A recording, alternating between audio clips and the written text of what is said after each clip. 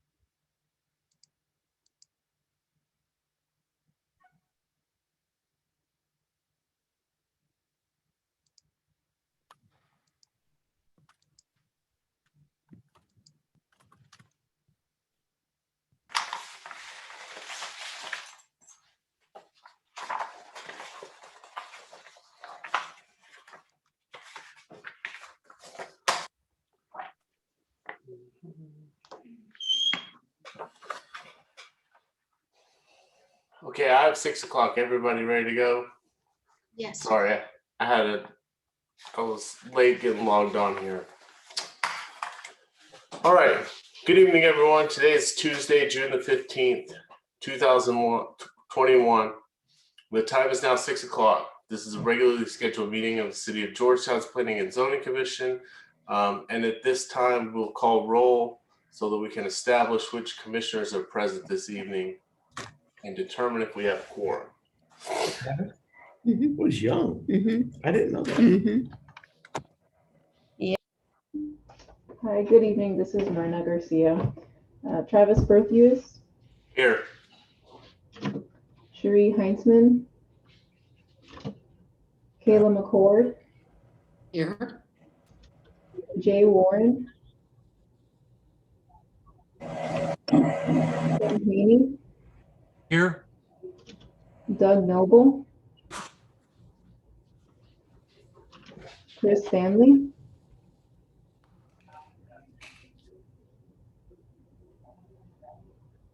Here. Jim Sawyer, Here. Mike Tyland, Here. Terry Williams, Here. Mike Price. Here. Thank you. Don't see that Commissioner Heinzman, Commissioner Warren, or Commissioner Noble online. So we are missing 3 commissioners. Okay. And how many do we need for a full quorum? We need 4, and I believe I do see Doug Noble. He's under attendees. I'm not sure if someone can move him over to a panelist. Just did right now. Thank you.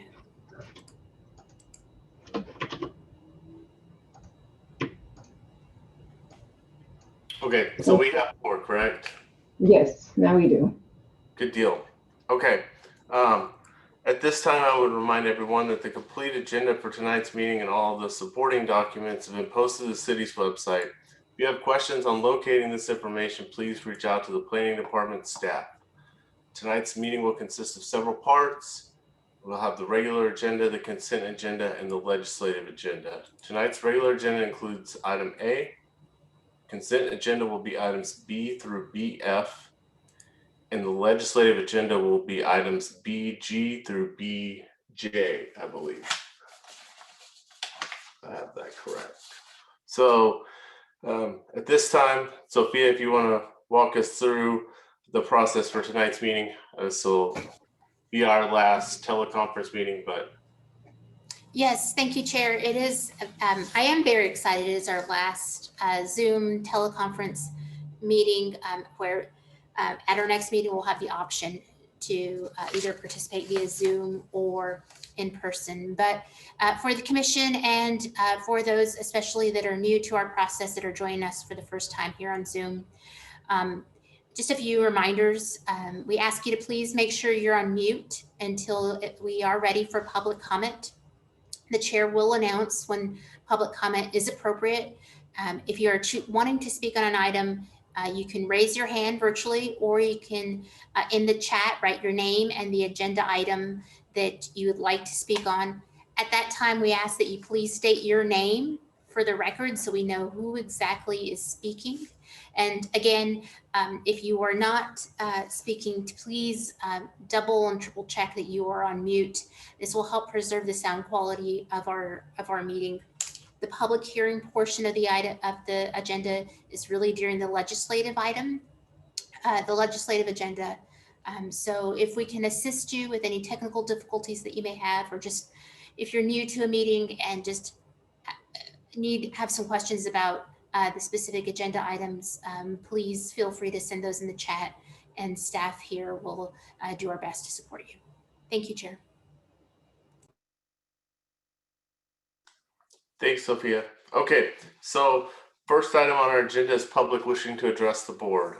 Persons may add an item to any future board agenda, filling out a written request with the planning department staff no later than 1 week prior to the board meeting. The request must include the speaker's name, the specific topic to be addressed, and sufficient information to inform the board and the public. At this time, we don't have anyone signed up to speak, So we will move on to the consent agenda. So consent agendas contains routine and non-controversial items along with items that don't require a public hearing. Tonight's consent agenda contains items B through item BF. So at this time, I'd ask are there any commissioners that have items they need to abstain on?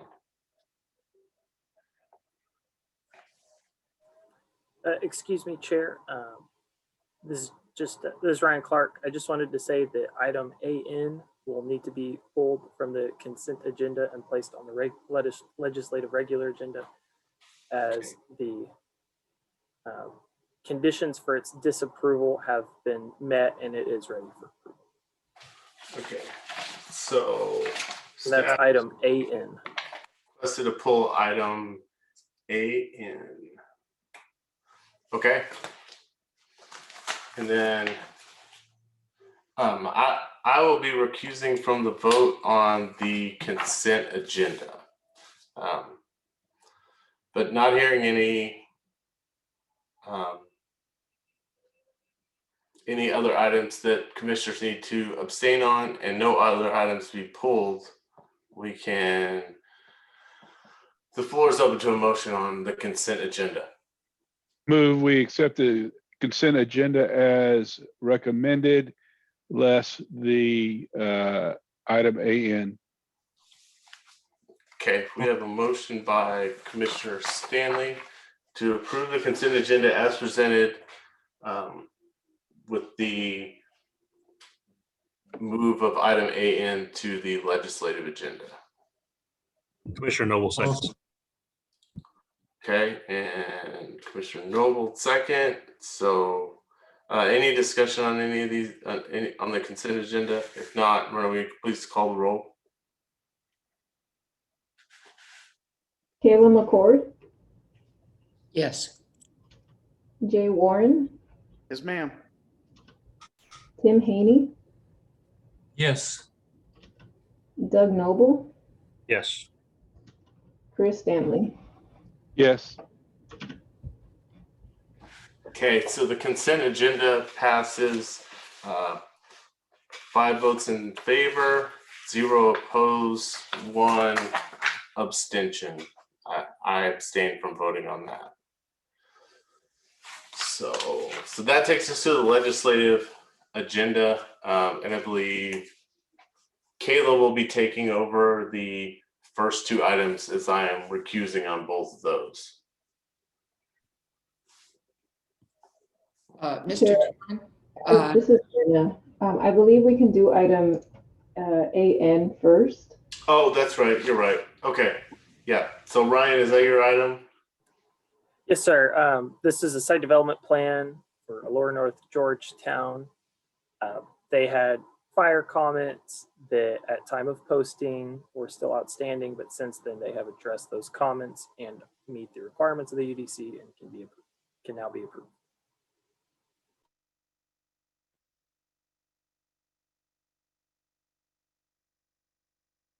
Okay, commissioners, any questions for staff on this item?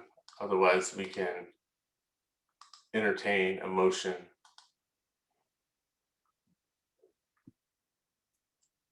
this is Kayla McCord. Move to approve item AN to approve the application for a site development plan. Okay, we have a motion by Commissioner McCord. Do we have a second? This is Doug Noble, all second. Commissioner Noble, second. Will you please call the roll? Travis Berthews, Yes. Kayla McCord, Yes. Jay Warren, Yes, ma'am. Tim Haney, Yes. Doug Noble, Yes. Chris Stanley. Yes. So that item passes 6 votes in favor, 0 opposed. So that will take us to item BG, and Kayla will be taking over for this item.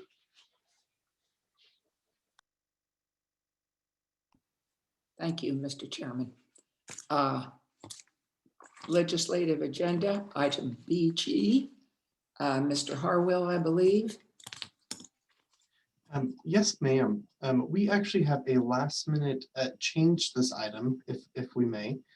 After seeing the large amount of public comments received from the neighbors of the property this rezoning is talking about tonight at 806 East Spring Street, the applicant would like to request to the commission to table this item until your July 6th P&Z meeting.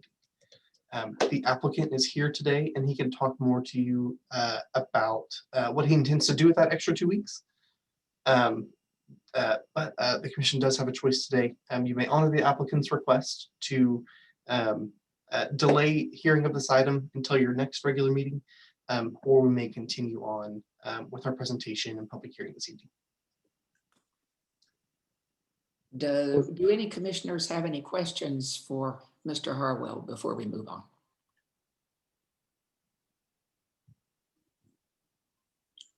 Hearing none, the floor is open to it. We do not need to hold a public hearing, obviously, if this item will be continued. The floor is open to a motion. This is Stanley, move to table consideration until the next meeting, or the meeting that Mr. Harwell asked it be scheduled to. Yes, that'll be the July 6th meeting. Fine with me. Motion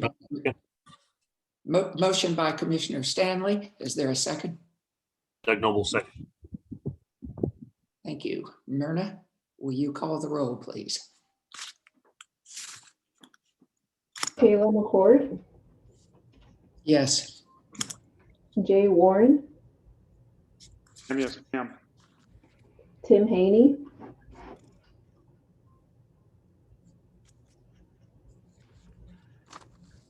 Doug Noble, Yes.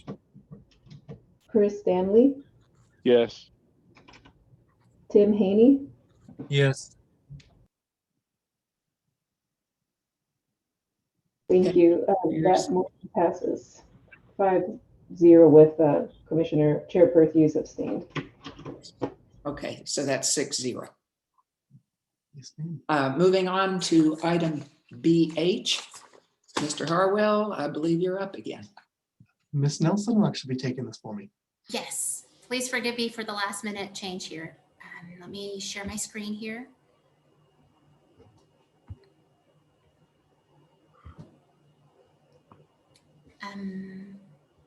Commissioners, may I ask, can you see a screen that reads 2600 North IH 35 rezoning?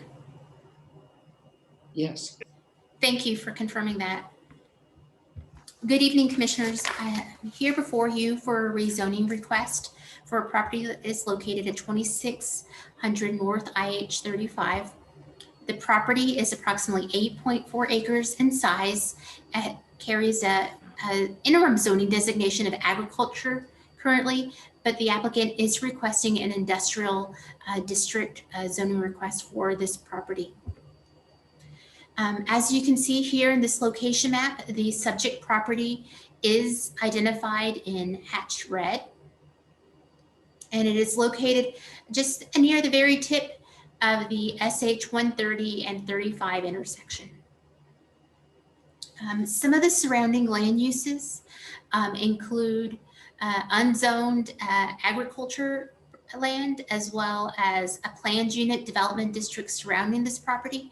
That particular one may look extremely familiar to you, as this was the Titan North PUD that you reviewed very recently, to a planned unit development district with a BP base zoning designation and a general commercial C3 along the frontage. On the other side of 130, you do have some undeveloped industrial uses And to the west of I-35, you do have PUD zoning with generally fronting commercial along the frontage of that IH-35 area. From a comprehensive plan standpoint, this particular property is located in a regional center and surrounding on the other sides of both 130 and the west of I-35, you do have some employment center located there as well. From a current zoning standpoint, this particular property is zoned agriculture, and you will see from this particular location map that you do have some interim zoning, zoning to the north, as previously indicated, as well as the PUD overlay with the C3 frontage running along the frontage of these properties along I-35 with a business park zoning designation to the rear of that. As always, we look at not only the uses that are available, but we also look at the balanced land use ratios that are called within our 2030 plan. The first, on this graphic, you'll notice that from a regional center standpoint, the goal for this regional center is a general 75% of the area is non-residential and 25% of the area is residential. And this helps to achieve not only the intent of the regional center by bringing both residential and non-residential within close proximity to each other. However, our current existing conditions, given the agriculture interim zoning that you saw, do represent existing 68% of the current future land use district to have 68% non-residential with 27% property that's unentitled, zoned agriculture, with 6% of the area within this future land use designation as residential. From a regional center standpoint, the intent that's outlined within the 2030 plan is that this node is generally located around arterials or highways, which it is, that the space is for large scale commercial. That there are some high density residential uses can be appropriate when it's context sensitive. In this particular request, there is not a high density residential component, but if there was, that it would be intended that this be a higher density rather than a single family in nature with a goal of 18 units an acre or more. You can see the targeted ratio that we just went over on the last slide. And again, the primary use of this intended area is larger retailers with some secondary uses such as mixed use, high density, restaurants, professional office and civic space. The industrial zoning classification, as we move from a comprehensive plan standpoint, the vision of what is intended for this area as outlined by the community comprehensive plan, to the specific zoning designation that's being requested by the applicant, is the requested zoning designation requested is industrial. The industrial zoning classification is intended for manufacturing, industrial activities that can that are higher generators of noise, outdoor storage, things of that nature. Traffic generation tends to be heavier vehicles, so access to arterials or freeways is necessary as outlined for this particular zoning district. And it is not appropriate adjacent to residential. And in part, this is really due to the heavier intensity uses that are allowed by right in this industrial zone classification. As we look at uses, we also look at how can those properties be developed by right. And by right, this particular property can have a max building height of 60 feet in height. The front setback is about 25. You can see the rear side setbacks listed on the slide, along with the buffer yard requirements, should it be located adjacent to residential. In this particular case, it is not. As we look at the uses allowed by right in the industrial category as a straight zoning request without a PUD, we have to evaluate all uses allowed by right, as the intent may change over time for how this property is intended to be used. And as you can see here on this slide, the uses allowed by right can range from an emergency service station, small engine repair, general office.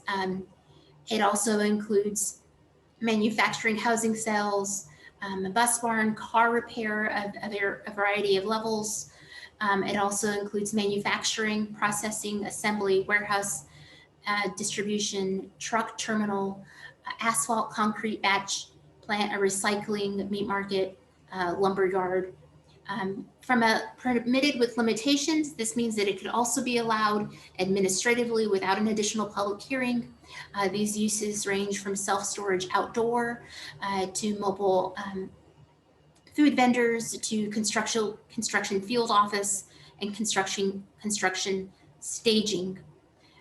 Those uses outlined on the screen right now that would require a special use permit, which would trigger a public hearing and notification and additional review by the Planning and Zoning Commission, generally include a hospital, a major event facility, fuel sales, car wash, oil refinery, a wrecking or salvage yard as well. In reviewing this request for consistency with the approval criteria, staff has found that the application is complete and the information needed for its evaluation has been provided.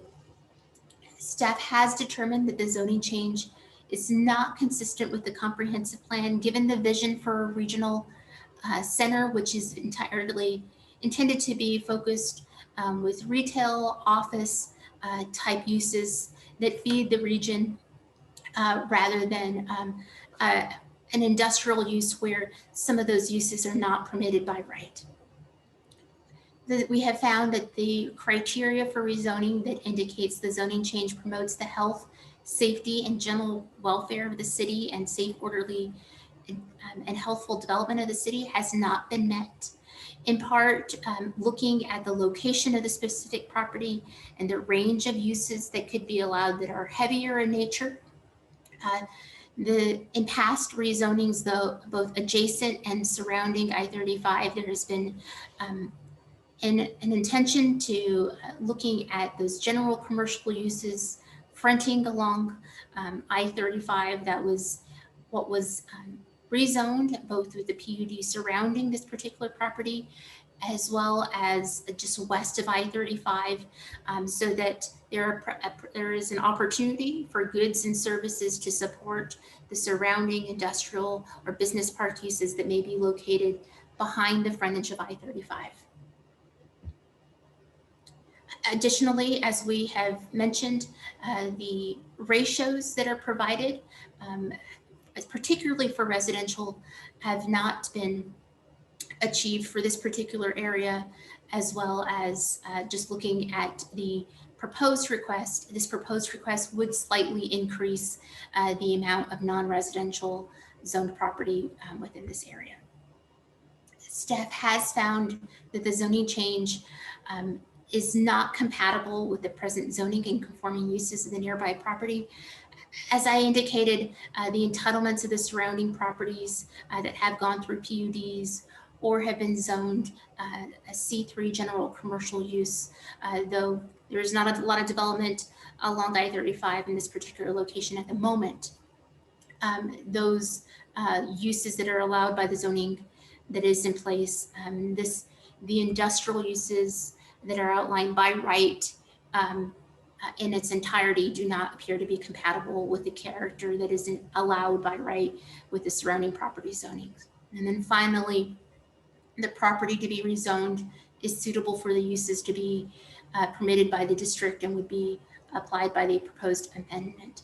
This property is of sufficient size to accommodate the uses that are outlined in the industrial category and the dimensions. So from a size standpoint, access that can be accomplished given given the property that's being requested to be rezoned, if that is the intent of the commission and ultimately the council to support the use. Commissioners, we have provided public notice to the surrounding property owners. There have been 4 property owners within 300 feet of the subject property notice. To date, we have not received any comments in favor or in opposition. In summary, commissioners, this is a request for 8.4 acres in the David Wright survey to be zoned from agriculture to the industrial category. I'm present to answer any questions that you may have, but I do know that the applicant is present as well. I'm not quite sure if they have a presentation. We can ask them, but I do see their names listed on the meeting should you need their input. Thank you for the opportunity to give this presentation. That concludes my presentation. Director Nelson, I'm looking at the engineer's letter where he says that the development is consistent with both the City of Georgetown's 2030 comprehensive plan and future land use map on future zoning for this area. Does P&D agree with that statement? Not necessarily, no, sir. And for the reasons outlined within the vision, I'm trying to switch over right now to the vision that's outlined for this particular area. The comprehensive future land use map designation for this area, the guiding vision that's currently in place outlines this area as a regional center, which is intended for large scale commercial development, as listed on the slide right now. While there are some uses within the industrial category that begin to meet this intent statement, there are other uses given the intensity of industrial category that do not meet that, the vision that is outlined for this particular area. And this is also in the gateway, right? Yes, sir, that is right. Thank you. Yes, sir. Do any other commissioners have any questions for Ms. Nelson? Okay, hearing none. Is the applicant present and interested in making any kind of a presentation? So my name is Tony Preet. I am present. I know when we start talking about industrial uses and Mr. Preet, can we have your address as well, please? Yes, ma'am. 211 North A.W. Grimes, Round Rock, Texas. Thank you. Thank you. So I certainly understand the depth and breadth of industrial zoning. So our use is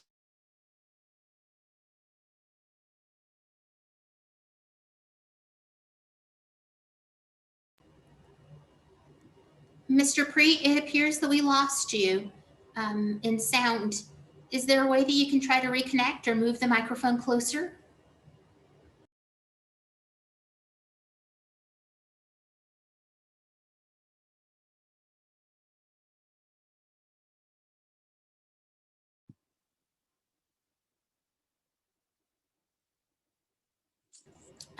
Mr. Preet, if you can hear us, Mr. Preet, can you hear us? Yeah, I can hear you guys. You got me back? Yes, sir, we do. We do hear you. If for some reason you drop again, please feel free to put your telephone number in the chat and staff can call you directly to patch you in if that happens again. Very good, thank you. So I'm not sure what all you heard or not. So I guess let me start over. Okay, so I'm representing CBS Rentals. And what they do is they rent construction equipment that are like man lifts, kind of like a real similar to United Rental.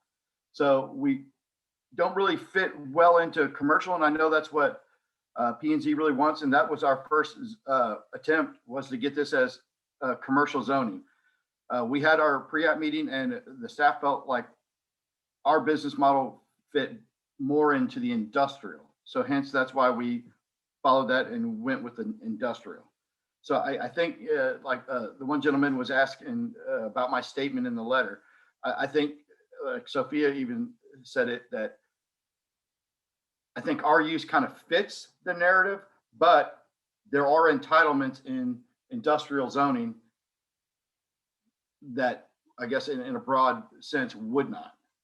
So I really don't have any, I mean, the CVS rentals, this is their first go at coming up here to the north up here in Georgetown. Like I said, the end product is going to be very similar to like a United Rentals, and I know there's some other industrial styles places in the area up and down 35 that we are just as compatible with. I'm happy to answer any direct questions. I don't have a presentation with slides and all that stuff, but I can answer any questions. Commissioners, any questions for Mr. Preet?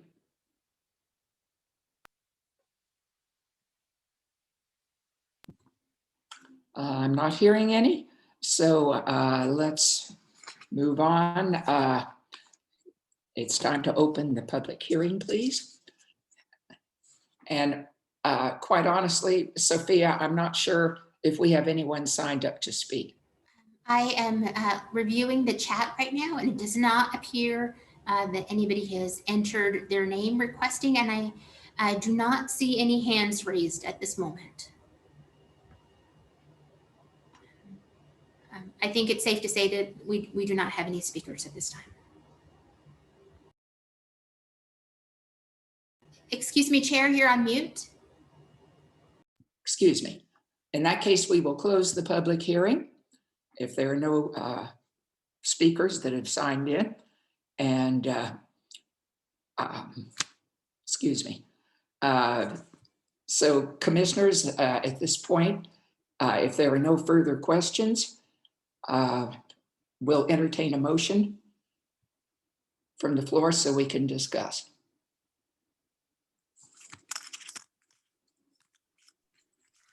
Make a motion the application for rezone be denied. Motion for denial by Commissioner Stanley. Do we have a second?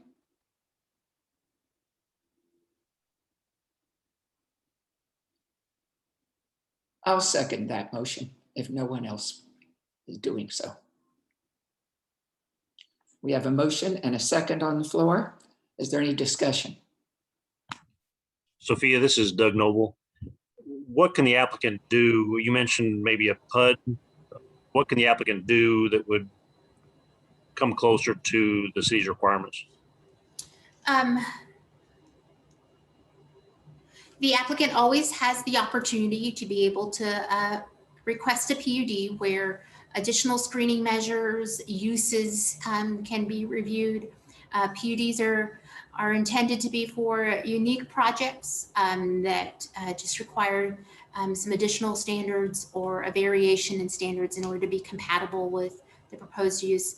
In this particular situation, should they go that route, staff would look at the use in total. We would request a site plan to get a full understanding of the outdoor storage component.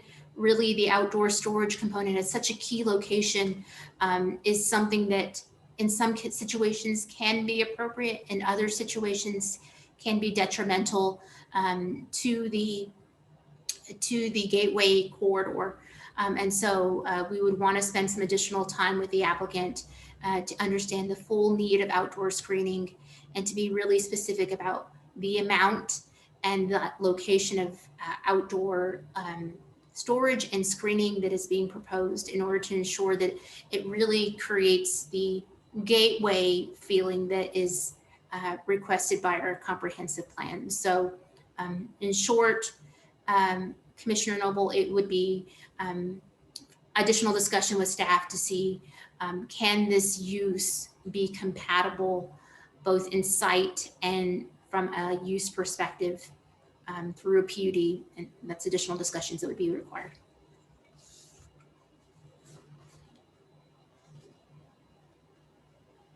Commissioners, are there any other questions or discussion?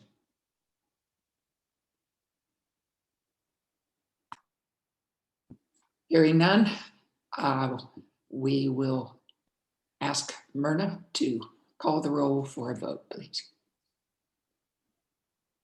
Kayla McCord, Yes for denial. Jay Warren, Yes for denial. Tim Haney, Yes. Doug Noble, Yes. Chris Stanley. Yes.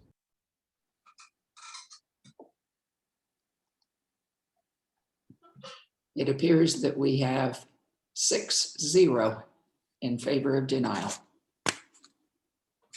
Thank you. And I believe at this point that our chair, Mr. Perthes, is going to return to the dais. Yep. Thank you, Kayla. Okay, so we're moving on to item BI, which is public hearing for a zoning map amendment. And this is Mr. Wagner's item. Good evening, Commissioners. Nat Wagner, Assistant Planning Director, here to present to you a rezoning request for a property located at 2211 Westinghouse. Is everyone able to see my presentation? Great, thank you so much. The item before you is a rezoning request to rezone approximately 5.142 acres from the local commercial C1 zoning district to the low density multifamily zoning district for the property located at 2211 Westinghouse Road. According to the applicant's letter of intent, the applicant is requesting to rezone the subject property to facilitate a multifamily development consisting of a variety of residential housing products, including attached, detached, duplex, and townhome products. To give you a sense of where this project is located, it is in the southeast quadrant of the city of Georgetown. It's located approximately 1,200 feet north of the intersection of Westinghouse Road and FM 1460. This project site and the request may be somewhat familiar to you, Commissioners. This did come before the Planning and Zoning Commission with a different request in January, which you considered it and made a recommendation to the City Council, which then ultimately failed at the City Council. The applicant did appeal the decision for resubmittal and the Council approved. So the applicant is before you again this evening with a different request than you originally saw in January. To give you a sense of the general area and the development pattern, sharing with you the aerial imagery of the site, which is outlined in red. The subject property is generally flat. It is vacant. The property is within the Edwards-Oxford transition zone, but it is devoid of anything that would inhibit or impact its development. The eastern portion of the property does contain some trees, but not to a density that would constitute any significant wooded area. The area near the intersection of FM 1460 and Westinghouse is characterized by low density commercial development to the southwest of the intersection. Vacant land to the northwest and southwest includes uses like Carver Elementary, as well as to its northwest, the Terra Vista subdivision, which is in the ETJ outside the city limits.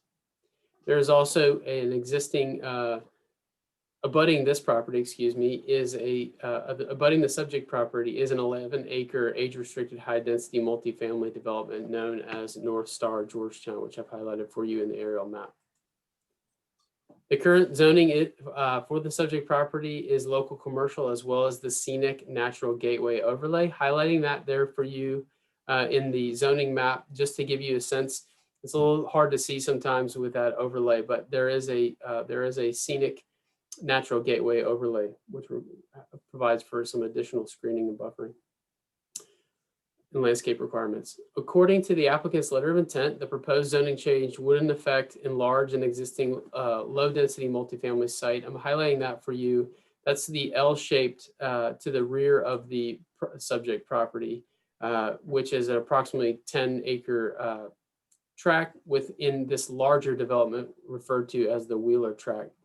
According to the applicant's letter of intent, the portion of the Wheeler tract currently zoned for multifamily, the one I was highlighting for you earlier, is a flagpole lot with no frontage on FM 1460 and only very narrow frontage on Westinghouse Road. According to the applicant, the rezoning of the subject property would allow for that continuous access and increased visibility for the development on FM 1460. We look to the 2030 plan to provide us guidance on rezoning requests. This subject property does include 2 future land use designations, both the mixed density neighborhood, which you can see in that light brown color to the northwest, southeast of the property, as well as the community center future land use designation, which is more of a node shape around the intersection of Westinghouse and FM 1460. As you are familiar, commissioners, the future land use map is not meant to be parcel specific. The development patterns of the future land use map are generally applied, the boundaries that you see, but they're meant to be interpreted based on major roadways like FM 1460 and Westinghouse, on geographic features, which we don't have any discriminating geographic features here on this property, which would clearly delineate the start and stop of one future land use or another.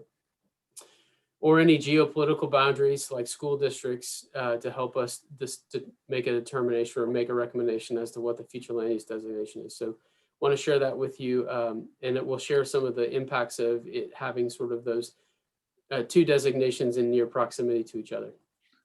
I'd like to talk with you a little bit about the mixed density neighborhood, which is generally what the map depicts as the majority of this site. It's intended to provide for that variety of housing types that have a traditional neighborhood feel.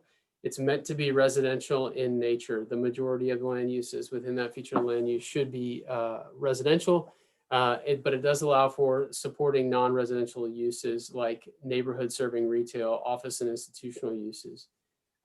It does provide in the variety of housing it's seeking, it does seek a compatibility between those housing types. And we looked at the development standards of the UDC, like lot size or setbacks or building height or building design to ensure that compatibility. And this future land use, which is one of our largest future land use categories, looks to provide that transition of land uses between intense commercial activity to the surrounding dense residential uses. And it also looks to provide that connectivity to supporting non-residential so that we have access to neighborhood serving retail. To give you a sense of what's on the ground today in terms of the future land use designation of mixed density neighborhood, it is generally residential with the share of the total area being about 62% residential. The future land use plan of our comprehensive plan seeks an 80% share. So we're still underneath that target.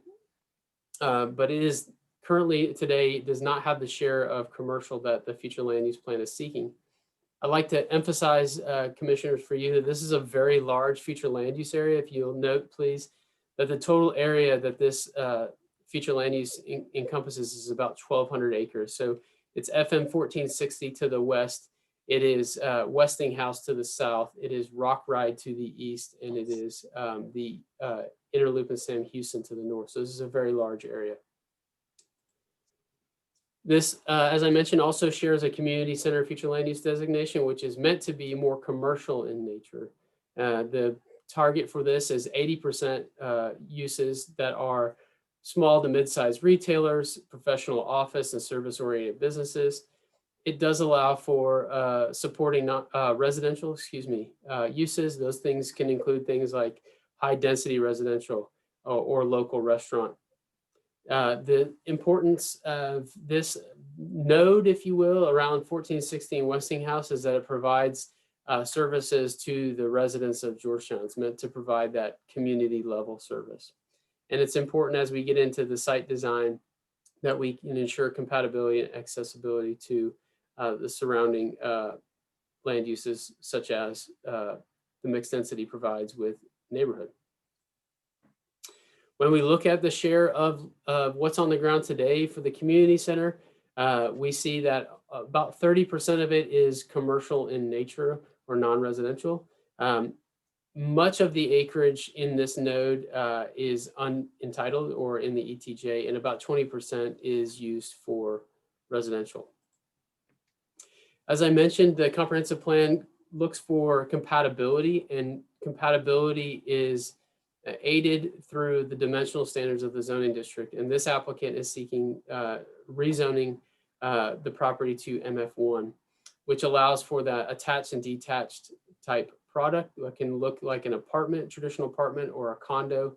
It can also look like triplexes and fourplexes. These zoning districts should not be designed to route traffic in and through neighborhoods, but to filter them to collector level roadways and higher so that there is sufficient access. They are appropriate. This zoning district is appropriate and adjacent to both residential and non-residential districts. And I'd like to highlight for you that this zoning district also includes development standards which are similar to our residential single family zoning district in terms of setbacks and height. By right, this zoning district is intended to support both multifamily attached and detached. It can, with certain limitations, provide for neighborhood serving schools or amenity centers. And then in instances with special use permits can support things like orphanages, assisted living, bed and breakfasts, and others. We look to the Unified Development Code for criteria to guide your decision making. And we did find that there was sufficient information to process and bring this application forward to you. In reviewing the 2030 plan, we did find that it was a partially complies. And if you allow me, I'll elaborate a little bit further on that. So the land use plan of the 2030 comprehensive plan designates the subject property as both mixed density and community center, which I mentioned. Within the mixed density neighborhood land use, the subject property does provide that transition from a low density residential to the north to the more intense commercial to the south at the intersection of 1460 and Westinghouse, and does add to the diversity of the housing product in that area. This moderate density zoning district is appropriate within the mixed density neighborhood if it's compatible with the housing types around it, including single family neighborhoods.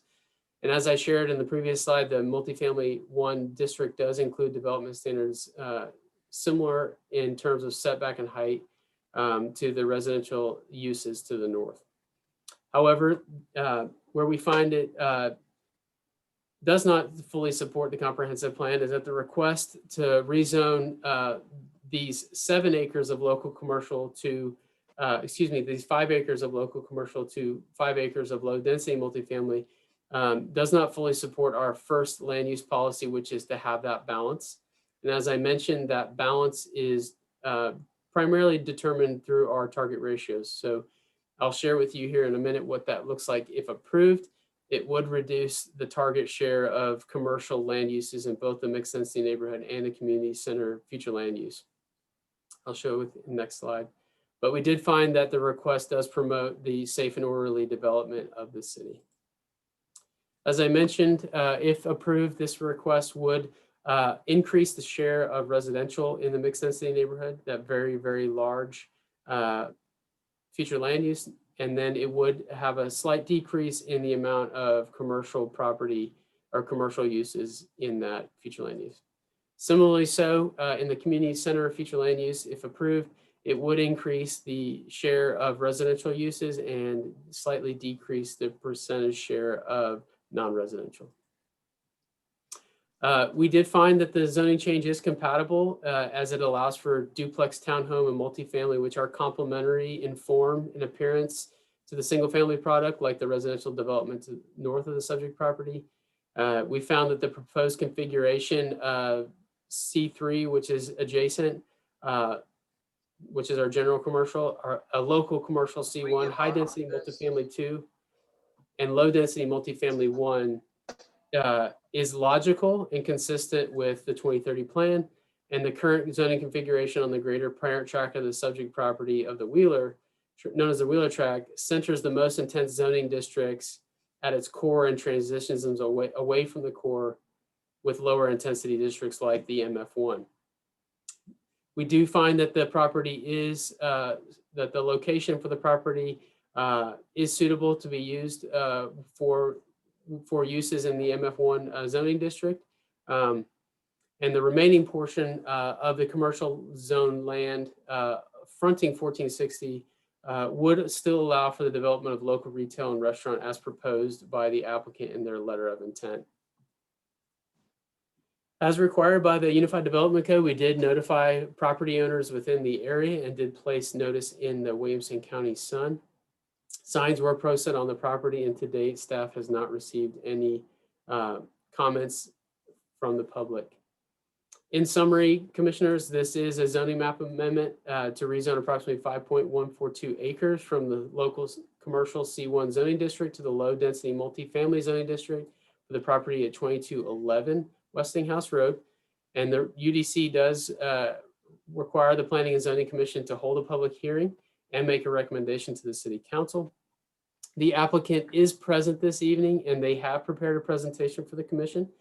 The applicant has asked me to share that presentation when the commission is ready for that, and I can pull that up. Okay, thanks, Nat. Any commissioners, do you have any questions for staff on this item? Nat, I don't know if this plays into even our purview one way or the other, but the first couple slides you showed, it looks like a really patchwork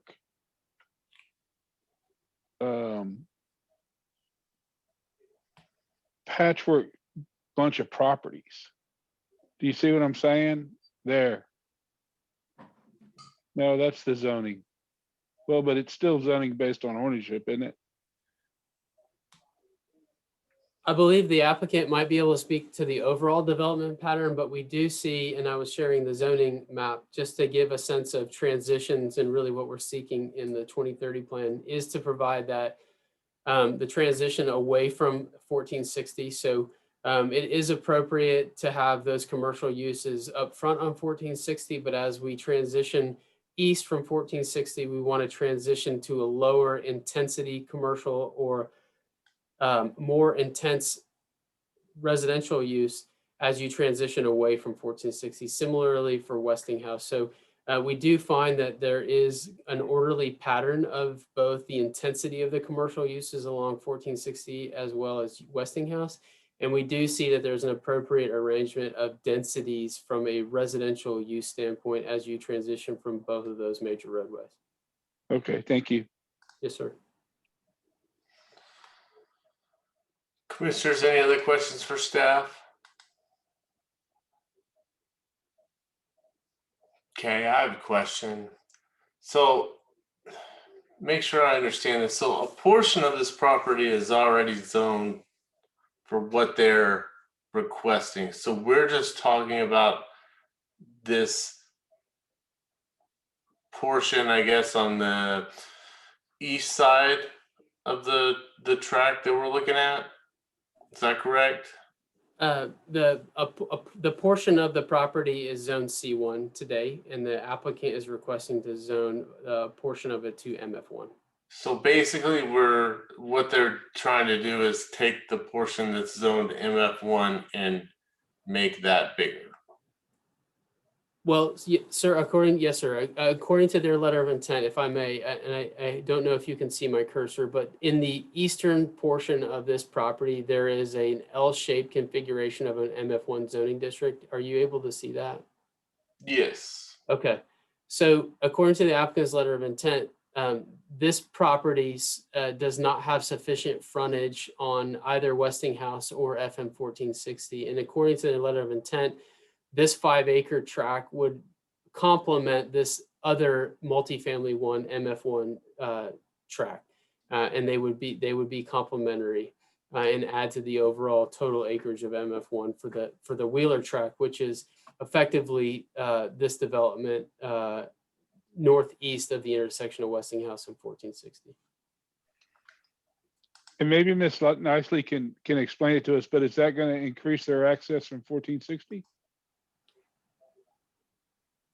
Yeah, if we don't have any, if commissioners don't have any other questions for staff, we can let the applicant, if you give us your name and address, and we'll give you a chance to speak, and then it sounds like we've got some questions for you. Can I ask, Commissioner Stanley asked a question that I would also like to know the answer to regarding access, whether or not approval of this request would improve or create more accessibility from 1460.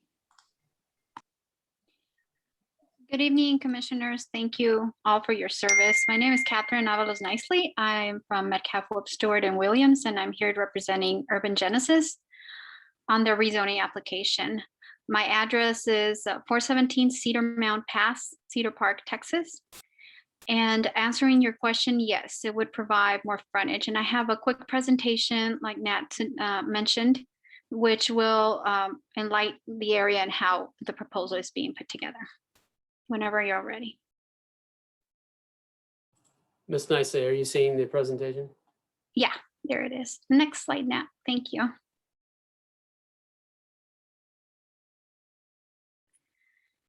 After listening feedback from staff, planning and zoning commission back in January, and the council member that represents this district, we have updated the proposal to include a neighborhood commercial area along FF 1460. That feedback has changed our proposal, and what you have in front of you all for consideration is 5.142 acres of this property from local commercial C1 zoning to low density multifamily MF1. Next slide.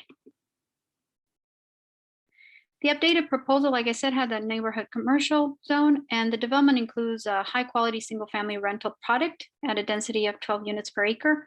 It has an open space and amenities for residents in the area and a park deficit area. Commercial use at walking distance. The proposal will eliminate challenges of the site, which you all have mentioned previously. Right now, there's little visibility, there's an inefficient layout and a limited access due to the flagpole shape and lack of frontage. We would also have additional residents on the track that will help attract more commercial tenants in that corner. And the track will remain a large amount of commercial land, about 25 acres, including on the corner of Westinghouse and FM 1460. Next slide.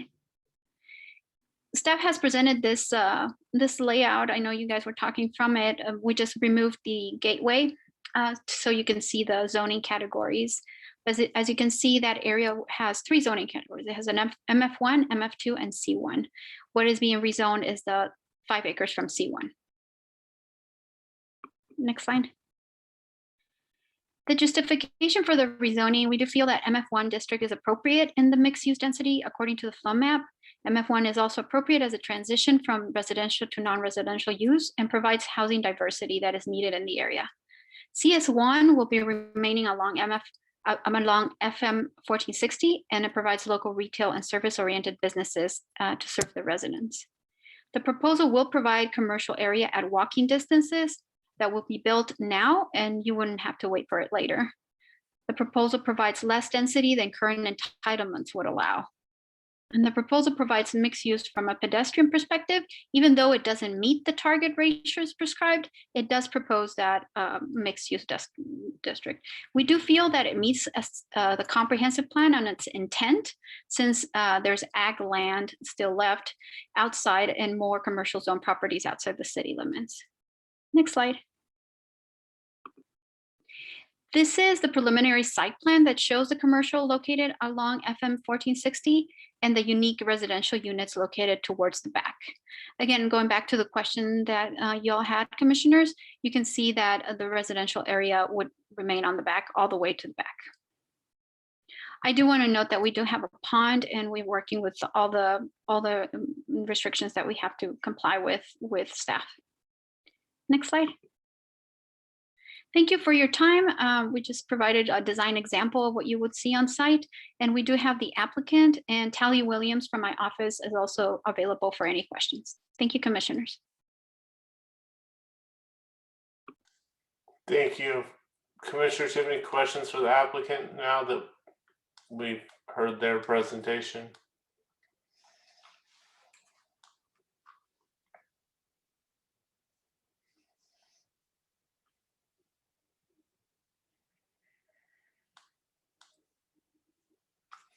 Okay.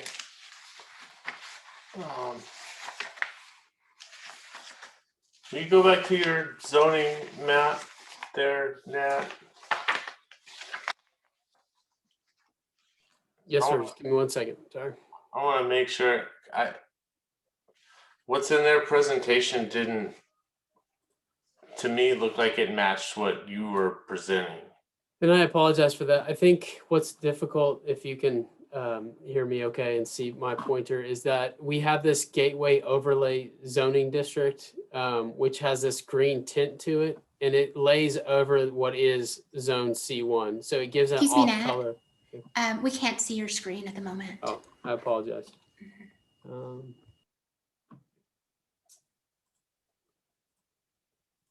I apologize. Is that better? Yes, we can see it now. Okay, excuse me. What makes it difficult when we present this map is that we have this gateway overlay zoning district. You can see it's this band of green, and it's difficult because it does lay over this C1 tract and provides a different shade of color, but the property is currently zone C1. Okay. Okay, yeah, that makes sense. All right, I'm with you. That makes sense. Okay, commissioners, any other questions for staff or for the applicant?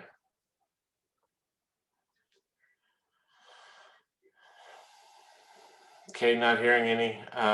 We can open the public hearing.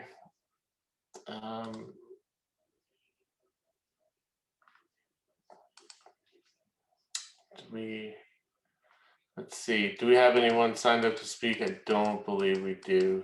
No, sir, it does not appear that we have any hands raised or anybody asking to speak at the moment. Okay, then we can close the public hearing and the floor is open to a motion. This is Doug Noble. I'll make a motion to approve the zoning map amendment for 5.142 acres to rezone from local commercial C1 zoning to low density multifamily MF1 zoning. Second, Stanley. Okay, we have a motion and a second. Any discussion on this item? If not, we can call the roll. Travis Burgess, Yes. Kayla McCord, Yes. Jay Warren, Ma'am, yes, ma'am. Tim Haney, Yes. Doug Noble, Yes. Chris Stanley. Yes. Okay, so that motion for recommendation approval as presented passes, and that takes us to our last legislative item here, which is another rezoning request. And this is It's Mr. me. Oh, no Ethan tonight? No Ethan tonight. And, I'm trying to support here with presentations. Let's see. So on the screen, you should be able to see a slide that reads 550 Stadium Drive rezoning. Commissioners, this is a request for a rezoning request for approximately 1.3 acres of land from the interim zoning designation of agriculture to the local commercial C1 district.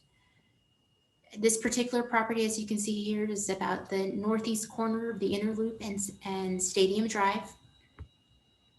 The property is identified in outlined in a red box, and surrounding uses to this particular property include this agriculture, single family residential on West Stadium Drive, just down the inner loop. You have some industrial uses. This industrial use does have the Wrench Brewery up front here, just as a location mark, and just north along Stadium Drive, you do have a small Montessori school as well. Not immediately adjacent, but very near the subject property.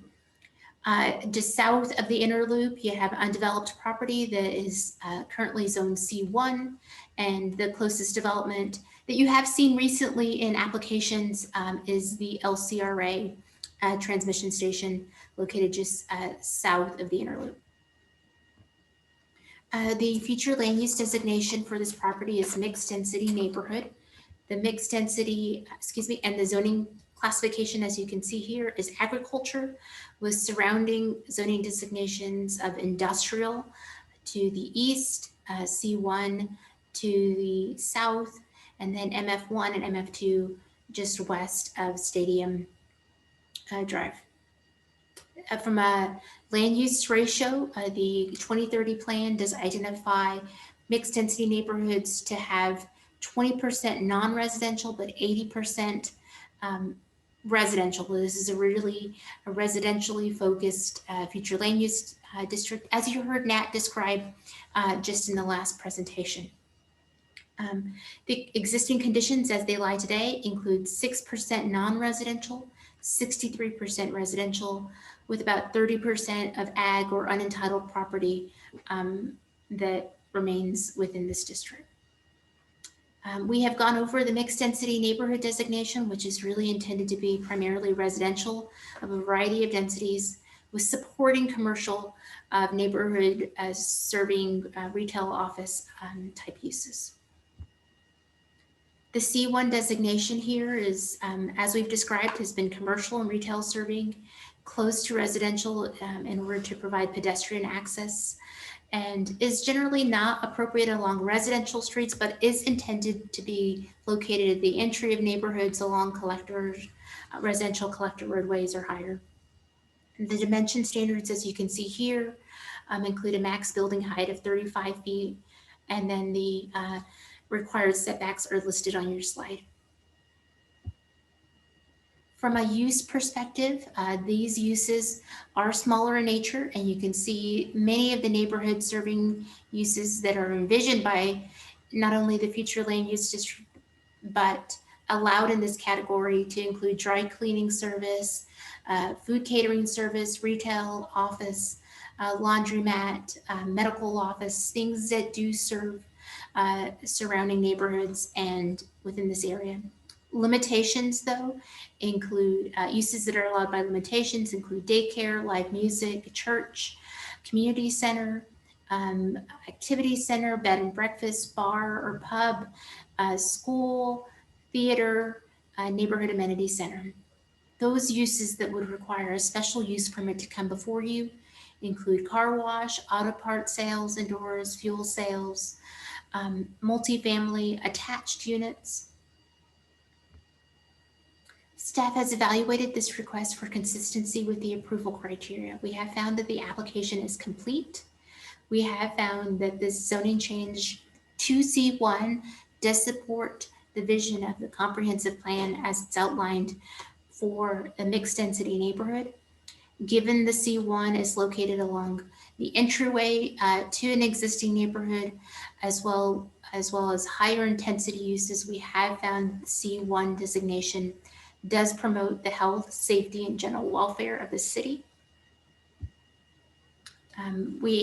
With this current zoning change, this would increase just slightly the percentage of non-residential to 6.64% of the future land use district. We have found that the zoning change is compatible with the surrounding uses, and the property we rezoned is large enough to accommodate for the uses and the building envelopes that are provided within this zoning category of C1. Staff did provide notice to 7 property owners within 300 feet of the subject property. To date, we've received 0 comments in favor or in opposition. And in summary, this is a request to go from agriculture to local commercial for the northeast corner of Stadium Drive and Inner Loop. Chair, that concludes my presentation. I am not sure if the applicant is present, but I'm happy to address any questions the commission may have. Okay, thanks, Sophia. Commissioners, do you have any questions for staff on this item?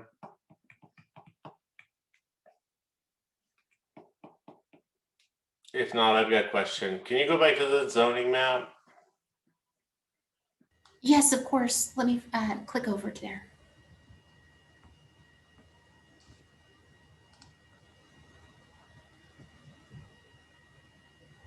Is this the one that you were looking for, Chair? Yes, so my question is, in regards to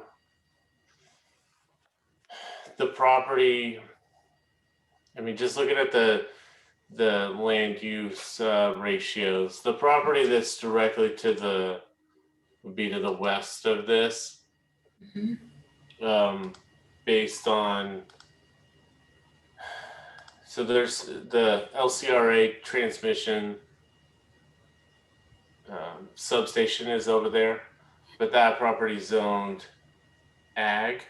Yes, that's right. So this would be a situation similar to the one over on 29, where to actually get a zoning that fit the existing use there, they would have to have some sort of that's fine.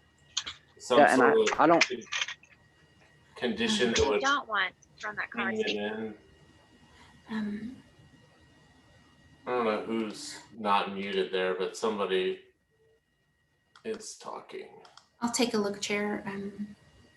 Looks like You muted. Debbie Norman be the only other person that's unmuted. If you're on, could you please mute your microphone? I think they did. Okay, so like, if you follow my question here, we've got a situation where, you know, there's a electrical substation there. I mean, that's obviously an existing use and likely not one that's going to change. But then that's coming into our land use ratios as ag, correct? That is coming in, yes, sir, I do believe so, that that property is coming in as agriculture. And yes, to answer your question very directly, yes. This property here down just south of south of the inner loop that has the brighter green area is where the LCRA station is located. Right. The C1, oh, I'm sorry, excuse me. I was gonna say, I know a portion of it's C1 and office, but that whole green ag property there to the west, my understanding is that LCRA owns the whole property. So I just, and part of it is being used as a substation today. So I just wanted to understand how that was factored into our land use ratios, because it's likely that if they don't have to have some sort of, you know, land use change, that it may never be zoned anything other than ag, correct? Yes, that's right. Now, there is a portion that LCRA has expressed that they have a desire to sell excess property, but at this point, they have no plans for that. I would concur with your general sentiments that even though this property is ag, that in large part it's going to be used by LCRA for potentially just a small portion being sold off. Right, and you can't see it on the map, but the portion, I mean, it's kind of in the center of that. That's the actual substation. So I just it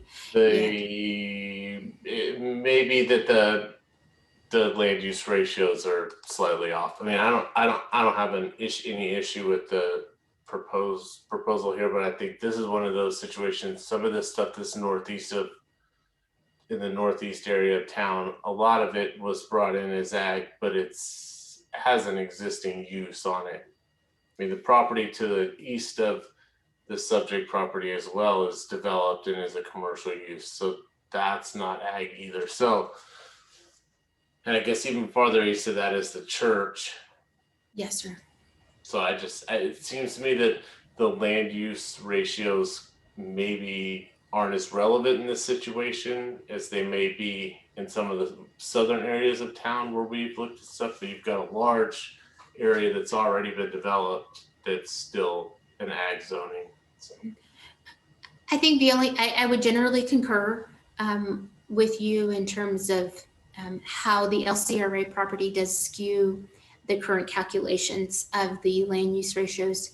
I think with this conversation, the only thing that's being brought to my mind is the reality that there's truly a limited portion of property within this future land use designation that could actually be supporting commercial uses, given the LCRA, given the use of even the agriculture property that's just to the north of this property along Stadium Drive, that it is, and the other entitlements surrounding here, that this is a very key location to being able to provide some neighborhood services to the larger neighborhood, Crystal Knoll neighborhood, and other residential homes within this area. Sure. Okay. Well, thanks for talking through that with me. Yes, sir. Commissioners, do you have any other questions for staff?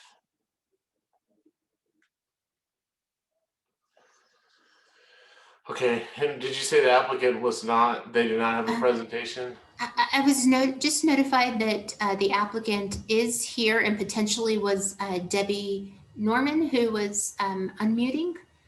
Debbie, if you're the applicant, can you let us know if you'd like to present to the commission? I don't have a presentation. Thank you. Thank you. Okay. Commissioners, any questions for the applicant on this item?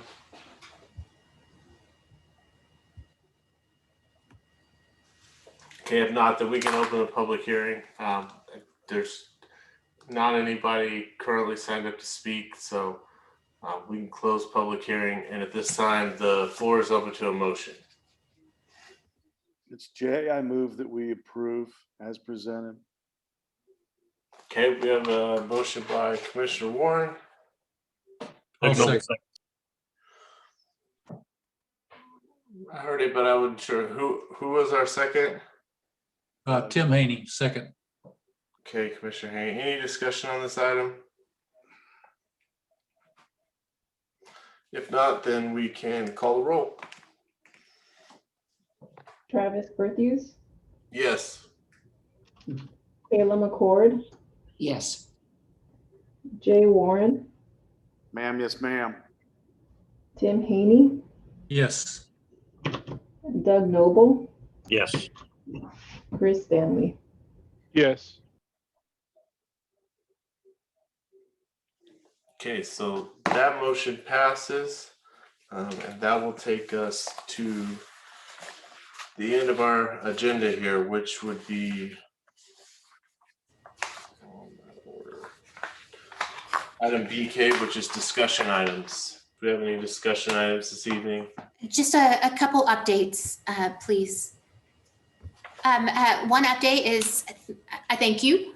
Thank you for sticking with for some of you, the last year with us on Zoom. I'm really looking forward to our first meeting in July being our next meeting, having the option to be in person.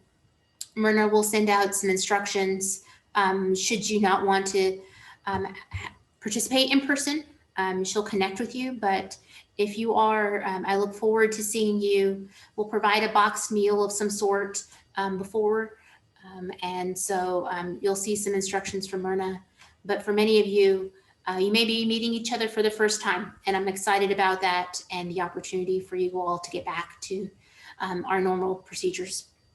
The second announcement that I want to be able to share is an introduction of Grant White. Grant, if you're here still, if you can turn your camera on, there's Grant. Grant is our new associate planner. The city council, we were very fortunate that the city council in a mid-year budget amendment gave us the opportunity to hire 2 additional planners to support with the workload. One went to current planning, and that's Grant, and the other you've met already. I went to the long range planning team. Grant is a recent graduate of Kansas State University, but grew up in the area in Liberty Hill. And so if you walk into the office and are or generally calling for planning support, Grant is going to be your guy. He is going to be key to us keeping up, and not only keeping up, but enhancing our customer service. And so you'll meet Grant in person next time, but wanted to let you know that the city council, we're very fortunate that the city council and the city manager's office continue to support the development team by adding resources to where we need them to. And so, Grant, is there anything that you want to say right now? Just thank you, I guess. It's great to be here. Good. Thank you.